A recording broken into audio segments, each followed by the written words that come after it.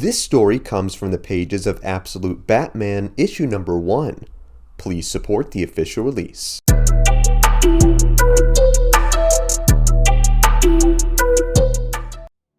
The tale opens in the past, where we see a young Bruce Wayne looking over a bat exhibit at the Gotham Zoo, where we see his father leading a group of children, telling the young Wayne to come along, where we then see a shadowy figure brandish a gun, armed to start an act of violence that would cause a domino effect of events that would create a being unlike anything the DC Universe has seen before. We are then taken to present-day Gotham, where we see a man speeding through the city on a motorcycle, where we hear ongoing disturbing news reports of a gang called the Party Animals who had been brutally killing more and more citizens with each passing day. The cyclist would then stop in front of a nearby deli, remarking that he barely recognized this city and was ashamed at what it had become. As he'd go to remove his helmet, most of us would assume this would be a young Bruce returning to Gotham. However, we would be mistaken, as this is revealed to be a younger Alfred Pennyworth, who stated that he was here in this city to do what he dubbed bad things. This Alfred would then enter the deli and purchase a box of his favorite tea from the clerk, and then make his way to the building next door. Here he would use a retinal scanner to unlock the door, where he'd enter a room filled with high-tech weaponry, a teapot, a bed, and a desk with a computer with a single photograph. Putting his handgun down and heating himself up a cup of tea, we'd see this Alfred look over this single photo, which was of himself and his estranged daughter Julia at her school graduation. Given that he was back in the city on assignment, Alfred would attempt to give Julia a call and left her a message saying that he was unsure if she was even still here, but if she was, he wanted to see her. Sighing as he knew the woman wanted nothing to do with him, Alfred went back to his work, where he used his laptop to contact the mysterious agency he was working for, which presented his assignment, which was the investigation of this party animal group. A gang so violent that it raised the Gotham murder rate by 700% in less than a month, and even went so far to torch a daycare to the ground, where they danced as over 30 children burned alive. His commanding officer then instructed him that his main objective would be to simply gather intel on the group, but under no circumstances would he be allowed to engage with the terrorist. The man would then inform Alfred of what he deemed to be another player in town, who appeared to be a bat-shaped creature who was also investigating the gang. The cold, calculated, and mysterious face in the monitor then told Alfred that it was sending coordinates of potential suspects to his motorcycle before signing off. Grabbing his gear and headed out the door, Alfred would head to the bike to commence his mission, only to see that the bike had been kinda stolen, where he remarked that he hated this town. "Hey man, that's me every time I have to drive into New York or Philly. I know how you feel."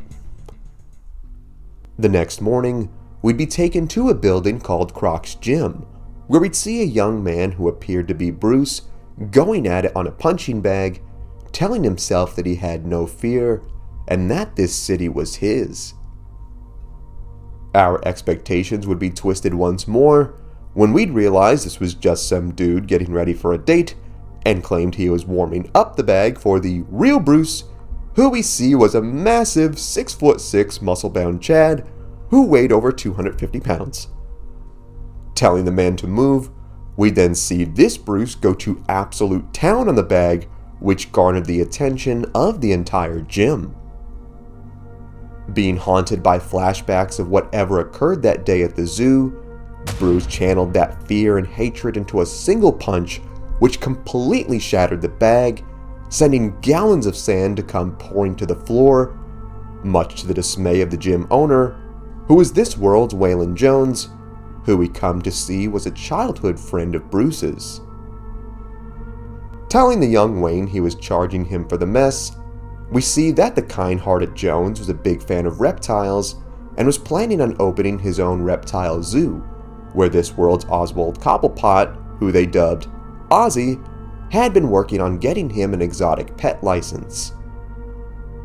Knowing the guy didn't exactly get it by legal means, Bruce told Waylon that Oz would be busted any day now, where the dude basically told him that Oz was their boy and would be careful. Jones would then remark on how distant Bruce had been of late, saying he had not come to poker in months, and all of their friends were in on this week's bets.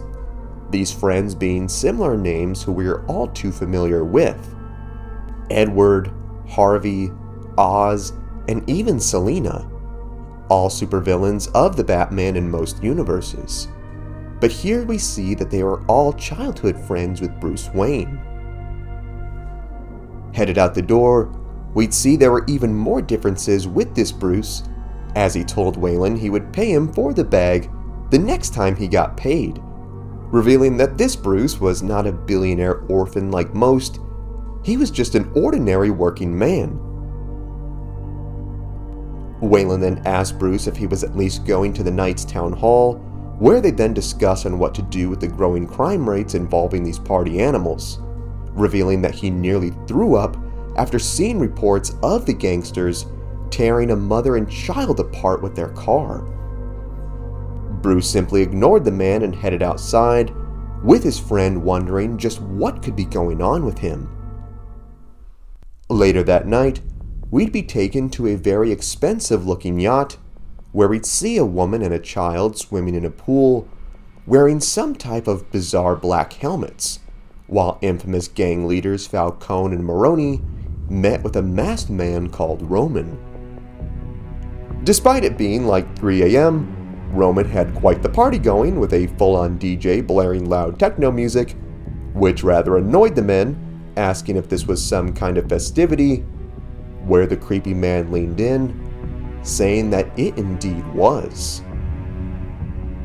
The mob leaders would then cut to the chase, claiming they heard reports that this party animal gang was all under Roman's leadership, and asked just why they would be so sadistic and evil to bring themselves to kill women and children. Telling the man there were rules to these things and that he couldn't be doing acts like this, the loud music must have finally gotten to Maroni, where he snapped, telling the dude it was 3 a.m. and demanded for him to turn the music off and put that little kid in the pool to bed. You know, I never thought I'd read a Batman story where I'd be in complete agreement with Maroni, but hey, here we are, guys. Complying and having his DJ turn off the music, Roman told the men that he was all ears on what they had to say. The pair then told the man they had heard rumors about him, disturbing rumors that he was connected with some twisted group of Illuminati-like global elites. Maroni and Falcone then told Roman that their families had been in business for over 150 years in Gotham and weren't about to have that undone by Roman's bloodthirst, where they gave the man until dawn to leave. Otherwise, they would have him killed.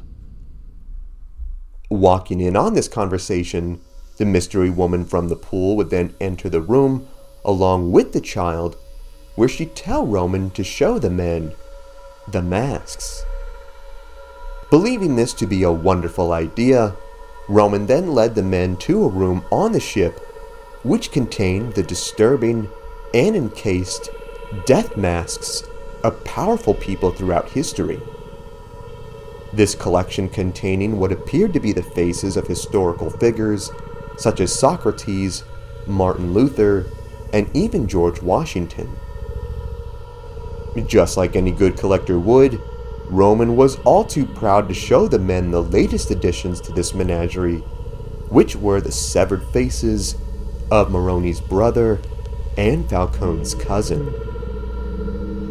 In complete horror of what they were witnessing, the men would not even have time to fully process this, where Maroni would instantly be stabbed from directly behind into his eyes, and Falcone would be strangled to death with a piece of piano wire, where the delighted Roman toasted the woman from before, saying that he would have 2 new faces to add to this collection.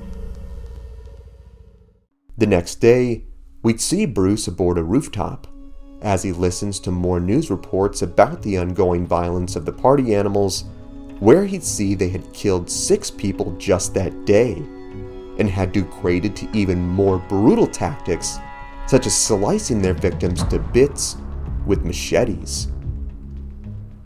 This would be the day of the town hall that Wayland had mentioned, where Mayor Jim Gordon would hold a meeting on just what they were going to do. Anticipating that the gang would arrive to attack the countless innocents in attendance, the Batman waited for the moment to strike and let his presence be known. Things would then cut to the town hall, where we'd see Jim deal with a rightfully frustrated crowd who lost faith in their leader as they believed he was not doing what it took to bring these criminals to justice. As different people would stand to voice their discomfort, we'd see things play right into the Dark Knight's suspicions, as we'd see several party animal members make their way up the courthouse steps. This gathering would be noticed by another party member watching from the rooftops. This party being our secret agent Alfred, who honestly looked pretty sick decked out in full tactical gear, who reported to his officers, who told him that he was only to observe and absolutely not meant to engage. As things got more and more tense with Gordon dealing with a hot-tempered crowd, we'd see them get even worse when a grenade would be tossed at the doors, creating a massive explosion where several party members would burst in, ready to attack anything and everyone in sight. Not about to let his people get hurt on his watch, Gordon yelled out to the men, telling them that this fight was with him and to leave these citizens be. Delighted to take out the mayor before the real massacre could begin, the animals opened fire on the man, sending the mayor to the ground. The wounded Jim would then be met by his daughter Barbara, who was still a young officer at the time, where he told the woman to get everyone out while there was still time. Before the officers could formulate their next thoughts, in stormed even more party animal members who asked if anyone wanted to beg for their lives, clamoring that they enjoyed the pleas of their victims before they killed them. Before the barbarians could attack, they were instantly grabbed by what appeared to be some kind of rope, violently yanking the men back outside where the doors slammed behind them. Wondering just what was going on, one of the officers remarked that there was a whole army of the gang outside, where Barbara responded that they needed to secure the building. Peering her head outside, the young Gordon was startled as she came face to face with none other than Batman himself, who told her that no matter what she heard, neither she nor the officers were to open any of the doors to this building. Seeing the commotion rising, Alfred reported back to his agency, saying that the Batman had arrived, where the group told him that if the vigilante were to disrupt the intel he were gathering, he had permission to engage. We then see the gang members who Batman dragged outside come to, where they witnessed the man literally hanging upside down like an actual bat from the courthouse, where without thinking, began to open fire, only to realize this Batman took a page from Robert Pattinson's book, where we see that his cape was completely bulletproof. In an absolutely awesome next panel, we'd see the hulking brute of a Batman leap down upon the vermin, where he unmercifully beat down on them, tossing them into buildings and street poles, and even showing off his athleticism by bounding into the air, taking 2 men out with a single split kick. Yeah, this guy doesn't skip leg or yoga day. Watching in amazement at the man, Alfred was pinged by his superiors asking if Batman was disrupting the scene, where the man said that he was still gathering intel to reach conclusion. As more of the gang members ran up the stairs to attack the Bat, we are greeted to one of my personal favorite moments, where we'd see the ears on Batman's cowl weren't just a cute accessory, they also acted as razor-sharp boomerang-like knives, which he used to disarm and slice into several of the monsters, where he then kicked things up a notch and activated even more knives on his gauntlets, where he then engaged the men in brutal hand-to-hand combat, where he beat and tore into the flesh of the gangs, even retrieving his ear knives from the chest cavity of one of the men and placed them back on his head, saying that he successfully avoided hitting major arteries of each of his victims, revealing that this Batman still adhered to the no-kill rule, even though 90% of these guys were probably wishing they were dead right about now. Just when this Batman couldn't get any more Chad-like, he is then met by the brute of this group, who shoved his men out of the way and brandished an enormous cleaver, where he then warned the knight that his hand had killed more people than he could possibly count and was giving him one final chance to get out of the way. Without a word, Bruce then retrieved a tool from his utility belt and activated it, revealing a bat-branded axe of his own. Actually thinking he could take this psychotic NFL-sized lineman in Hot Topic gear, the party animal charged at Batman, only for him to take a single swipe with his axe, completely taking the man's hand off. As the monster bled out and moaned in pain, Batman even proceeded to mock him, telling him that he heard they can reattach detached limbs sometimes, and that there was a hospital nearby, but he couldn't quite remember where it was, and encouraged the man to run for his life. Turning to the horrified onlooking party animals, Batman with a ferocious roar then told them that they were going to get one chance to get out of his way. Absolutely and rightfully terrified, the gang fled for the hills, only to see that Alfred had set a trap for all of them on the courthouse steps, where he activated a bomb, horribly mangling and killing several of them in the process. Making his way to the scene, Alfred carefully approached Batman studying one of the party animals' masks, where he pressed his specialized shotgun against the Dark Knight's head, saying that there are only 3 of them like this made in the world, and if he even moved a flinch, he would not hesitate to take him down. Before his next brain cell could even process, Alfred immediately felt Batman kick right into his ribs and steal his gun, retorting that it sounded dangerous, before vanishing into the night. Man, I take everything back I said about this guy. When I first heard they were making a Gen Z Batman, I wasn't too thrilled, but upon seeing this guy in action, he is quickly becoming one of the best out there. No cap. Absolutely not taking this line down, we see Alfred spending every resource available to him to study this Batman and prove the investigator he was by deducing his identity as Bruce.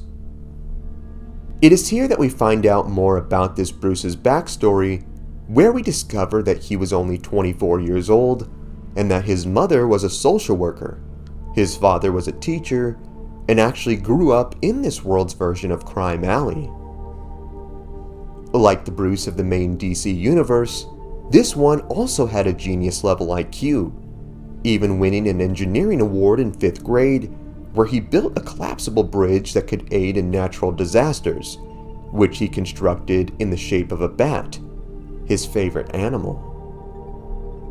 The award for winning this contest would of course be a trophy for the boy, but also a class trip to the Gotham Zoo.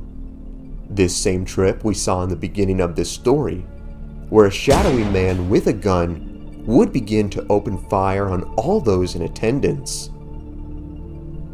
Being the selfless teacher that he was, Bruce's father Thomas would lead all of the students into the bat enclosure to keep them safe. Yelling for his father to get inside with them, Thomas then told Bruce that no matter what he heard, he was not to open this door. A mere seconds later, Thomas was shot dead, giving his life to save those children on that horrifying day. Traumatized by this event, the young Bruce would then get into legal trouble as he grew, but would later get on the right path, where he'd get into one of the best colleges in the state and become an all-star football player who could have even gone pro. However, he would grow tired of this and would fake an injury where he dropped off the team and further his studies into engineering, philosophy, law, history, combat, everything that he'd need to become the man that fate needed him to be. Returning to Gotham after many years, Bruce would then use these skills to help make the city a better place by working jobs in the sanitation department, city hall, and even as an engineer, ensuring that the city's buildings had sound infrastructure. All in all, he was a model citizen. Tracking the man down, Alfred admitted he was impressed by his accomplishments. However, at the end of the day, he had dealt with men like this before. They were crusaders, and they had to be put down. As Alfred would watch Bruce from a distance, we would see that on this Earth, Bruce's mother was still alive, and was rather aggravated at the young man for making her wait for so long. He would then apologize and present her a flower, saying that he was paying respects to his father at the zoo, and asked if she was alright after the attack on City Hall, where we'd further discover that she was actually an advisor to Mayor Gordon, who believed in what he was doing to clean the city up. Claiming that he could kill Bruce right here and there, ending the threat of the Batman, Alfred finally got a text from his daughter, who he contacted at the beginning of this story, where she, wanting nothing to do with the monster that he was, told him to never contact her again. Being a father himself, the conflicted Alfred could not bring himself to harm Bruce at this moment, for he, like his daughter, was just a kid to him. Later on, we'd see Bruce inside his Batcave, which was one of the vacant skyscrapers he had helped construct using his engineering talents. Here he would leave a recording into his computer saying there was more to these skull masks of the party animals than what initially appeared. However, before he could continue, Bruce ended the recording, for he heard an intruder. This intruder being the heavily armed Alfred, who is out to end this once and for all. Closing in on the Batman in the darkness, Alfred saw the man holding the shotgun he had stolen from before. As Bruce aimed the weapon at Pennyworth, the man demanded for him to hand over the gun, for he knew he was no killer. However, we'd be mistaken as Batman fired point blank, shooting the agent directly in the head. Looking over the crumpled body of Alfred, Batman would then drive away with the bike that he stole from him, leaving him to rot. We'd then see that this Batman was not as cold as we realized, where we'd witness the wounded Alfred get back to his feet, remarking that Wayne had modded the gun to be non-lethal, and instead of bullets, it fired a bunch of tiny batarangs that were stuck into the man's face. Man, non-lethal or not, that's gotta be painful, and kind of embarrassing, to have a bunch of cute little Halloween decorations stuck to your face. I love Batman. Wondering just how the guy was going to land as he was literally almost 1,000 feet up in the sky, logic of course would not matter to Batman, as we see the man ride off into the night on his quest of vengeance. Later on, we'd see a helicopter land on a nearby structure, where the pilots would discuss the man they were transporting. While this man would go by many names, they were not even sure what the true one was. All they knew was that he was one of the 30 richest men on the planet. with the one pilot jokingly asking the other if this guy could be his wealthy best friend. The other warned him not to make any jokes in front of him, for he was serious about everything and never laughed. As the panel would reveal a wrinkled, hunched-over individual, the pilot would then tell the other that due to this inability to laugh, they all secretly called him the Joker.